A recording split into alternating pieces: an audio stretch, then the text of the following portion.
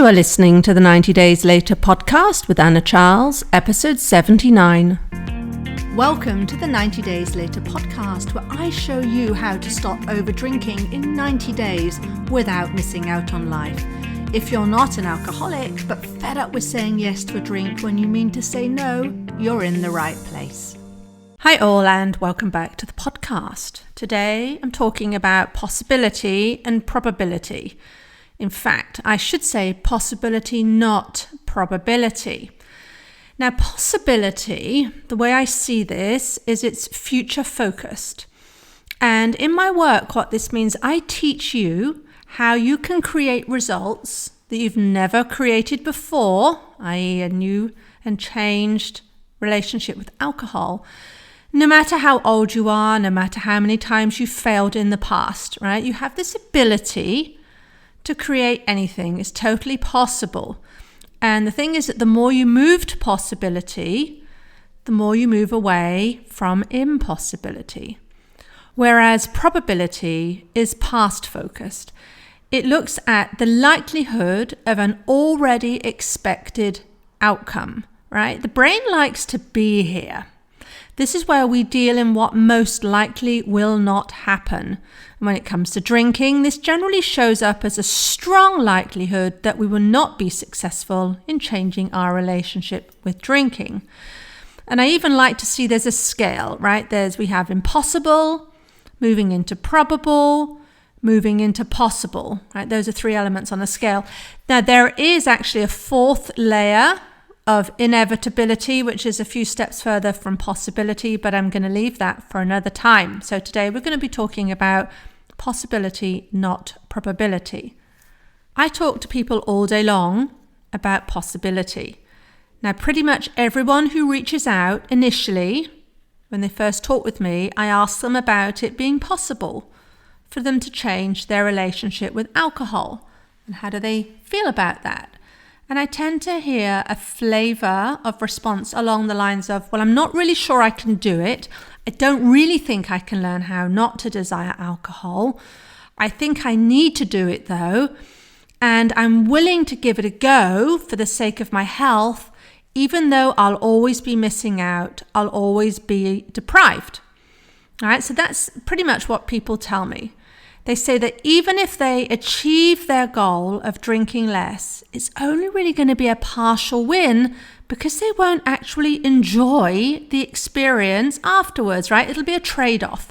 It's a case of feeling healthy or having fun, waking up with a clear head or not miss out, right? It's an or equation instead of all the ands, feeling healthy and having fun, waking up with a clear head and not feeling like you're missing out, right? So I always ask them the same question at this point.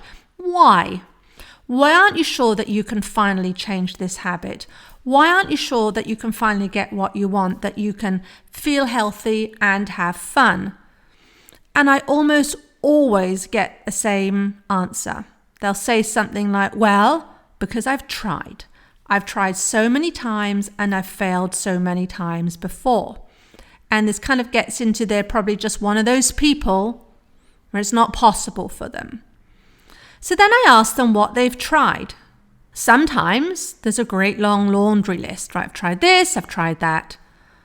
One of my now clients told me that what happened was the first time she tried an approach, right, she'd have some success. That kind of spurred her on before it stopped working, and then she kind of revert back to how she was before. Then when she gave it a go the second time, I thought, right, no, really it's time now. We're going to make the change. We're going to do it. That second or even the third time, she would have less success, right? Because she kind of been through the loop already, and I could see what was happening. Her brain was saying this isn't going to work. And of course, what happened was it didn't work. Right? She had increasingly less impact and increasingly more doubt in herself. I see this time and again, and perhaps that's you. Perhaps you're low on possibility. That's all it is. Perhaps you're not feeling it's impossible, right? It's certainly not impossible, but it's not feeling all that possible. More like it's probable. You might be thinking, yeah, I can give it a go. It's not really going to be possible, but it's more probable that I'm not going to succeed. I want you to not worry. This is totally normal. This is what so many of us do in all areas of our lives, right? We use our past results as an indicator of our future success. And I will tell you something. As long as you keep doing that, as long as you keep looking to the past to find evidence of what is possible in the future, you are going to stay stuck. And like I say, this is true of anything in our lives. Because here's the thing. Of course, you have tons of evidence that you can't change your drinking. Of course, you have tons of evidence that you're always going to desire alcohol, you're always going to want it, you're always going to feel like you're missing out and feel deprived. Why? Because you haven't changed the habit yet, right? So you've got all this evidence, this huge body of evidence. If you had successfully changed your drinking, you would right now have evidence that the opposite was true, that you can reduce your desire for it, that you can develop a take it or leave it attitude to it, that it won't make you feel like it's not fair, or that you're missing out, or that you'll feel miserable and deprived in company. But instead, you have lots of evidence of trying to say no and still over drinking. Maybe you've had some small successes, maybe you've even taken a year or two off, but then you go straight back to it, right? So that's kind of like your past evidence right now. Okay, so we haven't got any of the evidence that this is going to succeed, and which is why we find it hard to get into the feeling of it being possible. Right, but then I see people who recognize that by sitting with, well, it's impossible for me, that they see that that's not helping them, right? It's definitely not going to get them the result they want, right? They kind of get that. So they move to saying not that it's impossible, but it's probable that it won't work. I'm going to give this a go. Probably won't work, but hey, right? And this is kind of like a fudge. And what we're doing here is we're trying to outmaneuver our minds, right? We know that by saying it's impossible, that's going to make it impossible. And as we don't have evidence yet that it's possible for us, we kind of sit in this no man's land. And it's probable that it won't work. I'm willing to leave the door open a smidge. It could be possible, maybe, but probably not. Now, ready to do the things, to do the work in this scenario, but you still have this story running. It's probably not going to work, right? And this probably won't make a difference. I mean, Anna, she's saying all this stuff. Okay, all right, I'll give it a go, but it's probably not going to work. It's probably not going to get me the result I want. Now, this is sometimes called realistic. Love this one. People tell me they don't want to get their hopes up. They want to look at what's realistic for them to achieve, which is really just another way of saying it's probable they won't get their super desired results, right? It's probable that they won't. They just don't want to get their hopes up. The whole idea of which is very painful.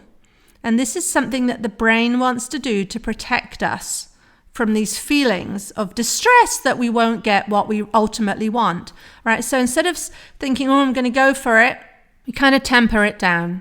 Okay, really what's realistic? Let's go for that instead. I mean, this thing about feeling free around alcohol is not going to happen. It's just not going to happen for me. I haven't got any evidence that it'll happen for me. So we'll give it a go, maybe. Probably not going to work. And what we're doing this is because we don't want to feel that disappointment again, right? If we've had all these failed attempts in the past. But what happens by doing this, by sitting in realistic and sitting in probability, is that we end up feeling disappointed ahead of time by not thinking that our desired result is possible for us. You see what's happening there? Right? By trying to protect ourselves from the disappointment, we just feel it right now because, I know it's not going to be possible. So, probably not going to work. That feels pretty rubbishy, right? And that's when we get into realistic. But what is reality? Where is reality? Where does it actually exist? Does it exist with your current results, or does reality exist with your future desired results? Which one is more true? So I always start with possibility. It's possible that you could get what you want. Even though you don't have it now, it could happen. even if you don't know how, or even if you have no proof at all that you can get this, you have zero evidence from your past that this is possible. It is possible that you could get what you want. Incidentally, as a side note, I sometimes find that saying, well, if it's possible for that person over there, it's possible for me. I sometimes find that's a hindrance, because the brain then takes that as another excuse to wallow in and compare and despair, right? Well, who's saying? I mean, maybe they know something that I don't, right? And that can really keep us stuck. So if you find that saying, if it's possible for her, or possible for him, it's possible for me, but that doesn't work for you, it's totally fine. Right? So I want you just to move back with and start with it's with possibility. Even when there's zero evidence, it could be true for you. And here's why.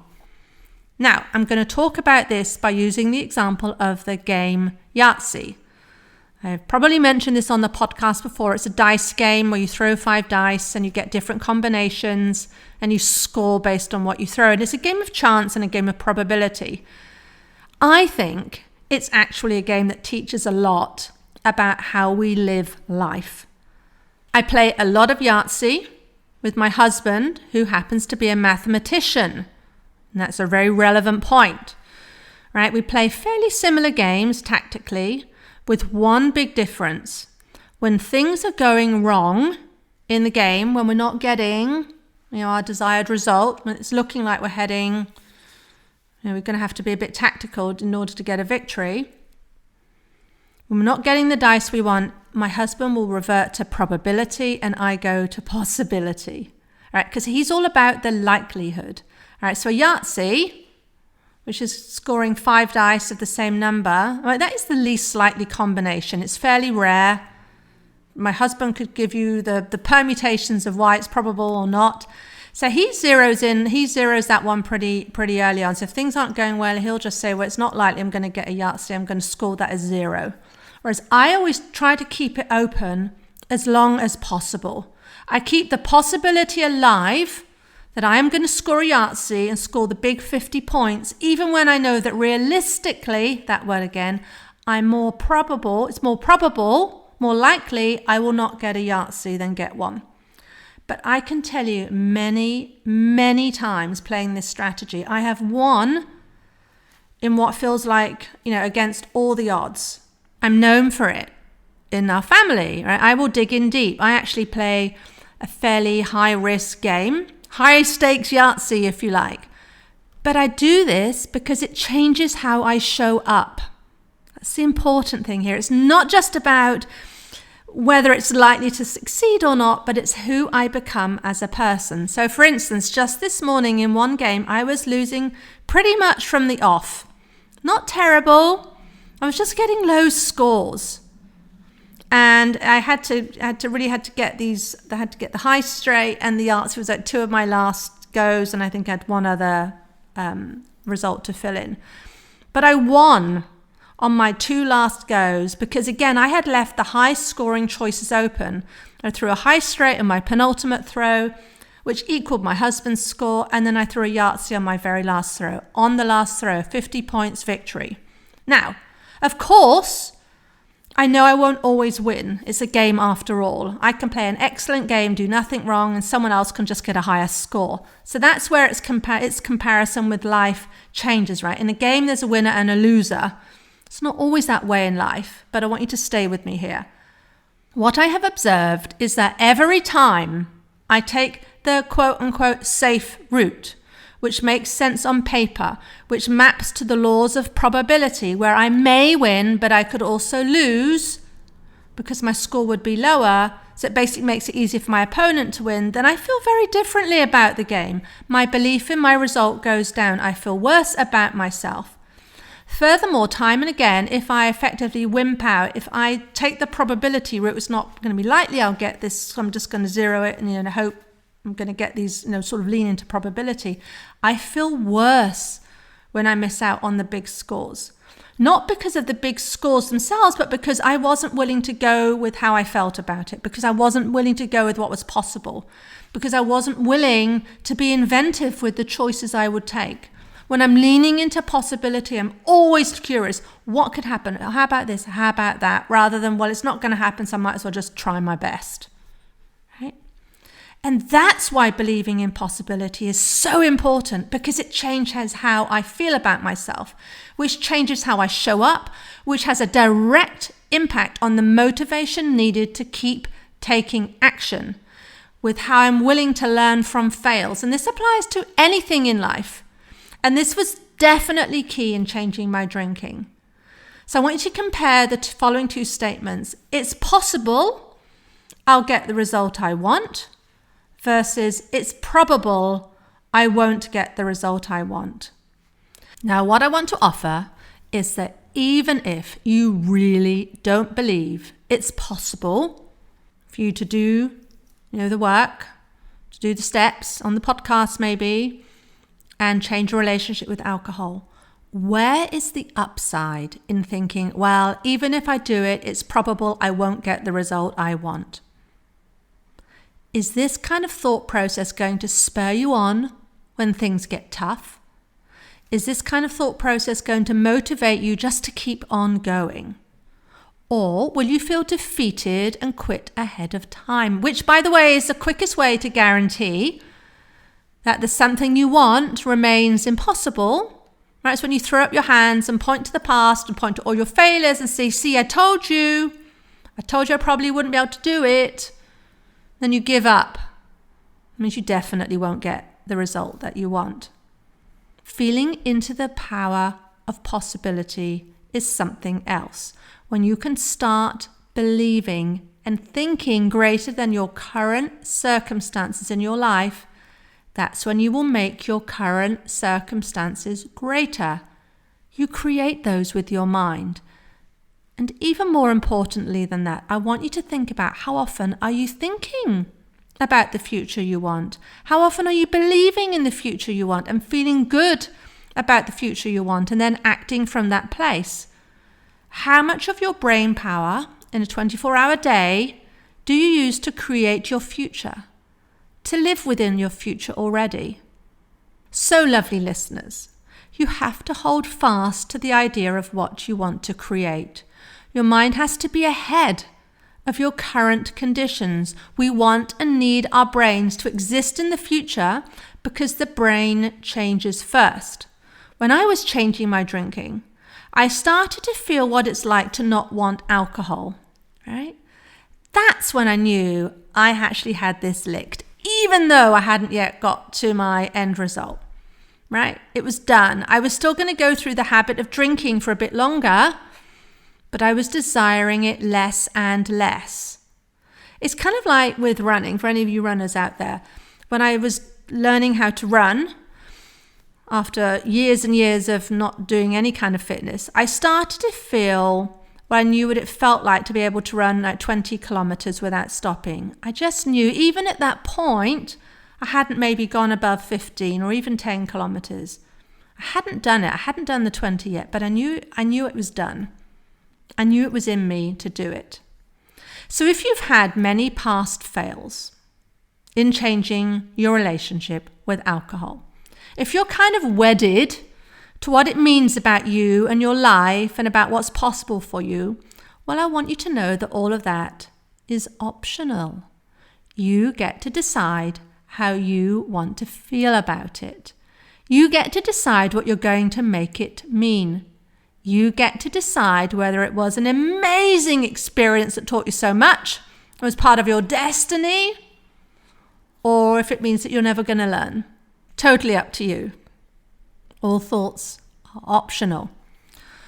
But the real reason why with new clients I start with it being possible for them is that then you have what you need to keep taking action. Remember, your past results, all those past attempts, are not an indicator of your future success. I really want you to remember that. Ask yourself, are you making a decision from the likelihood that it won't happen, from the probability that it won't happen, that you won't create what you want, or from the possibility that you will? Do not look towards your past to see what is probable for you.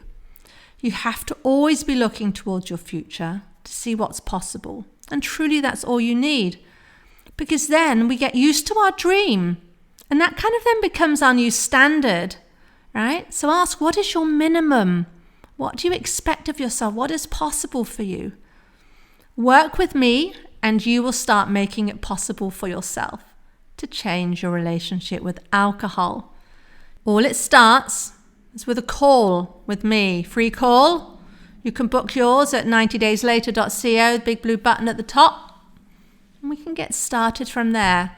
We start mapping out exactly what's possible for you. And I can tell you this, it's going to be wildly more exciting than you've ever dreamed before. All right, that's it for this week, and I'll see you next time. If you like what you're learning in the podcast and you want to take the work further and achieve total freedom around alcohol, let's talk.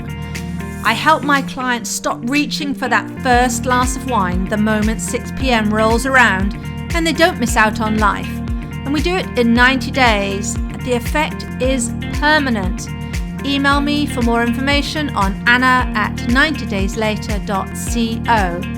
And if you did enjoy the show, I'd really appreciate if you'd leave a rating and review to help others find the 90 Days Later podcast.